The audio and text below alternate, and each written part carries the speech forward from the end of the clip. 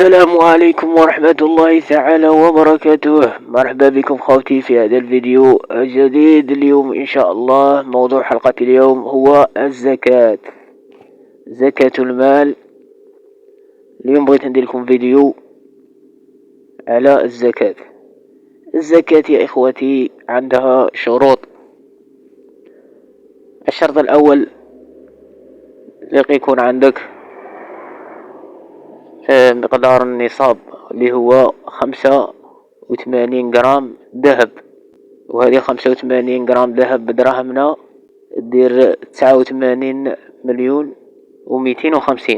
الشرط الأول اللي يكون عندك هذا المقدار 89 مليون و250. والشرط الثاني اللي يكون دار عليها العام، هذا المبلغ تاعك هذا اللي يكون دار عليه العام. مثال راه عندك العام اللي فات جمعت هذا المال ودار عليه عام، لازم تخرج منه الزكاة. والزكاة يا إخوتي اللي نخرجوها المقدار الزكاة النسبة هذه اللي نخرجوها هي ربع العشر. ربع العشر 2.5 يعني 25,000 في المليون. وبالنسبة للتاجر اللي يكون عنده حانوت، تحسب السلعة تاعك، تحسبها ودير الثمن تاع البيع. مثال انت السكر تبيعه 10,000، تحسبه ب10,000 كيما تبيعه.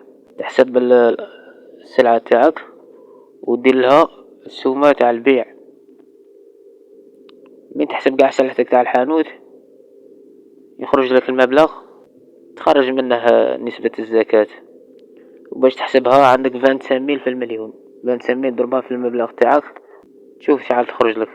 والزكاة يا إخوتي فرض، واللي ما يخرجهاش يعاقبه ربي سبحانه.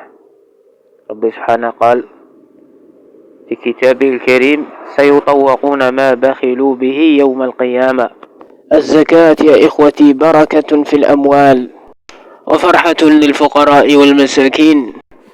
والزكاة يا إخوتي عندما تبغوا تخرجوا الزكاة تخرجها لإنسان فقير دخله قليل ومحتاج، فهذا تجوز له أن تعطيها إياه، ولا تجوز أن تعطيها لأمك أو أبيك، لأن أمك وأبيك الواجب عليك أن تنفق عليهم. إن كان عليهما دين فيجوز لك أن تؤدي عليهما دينهما من مال الزكاة.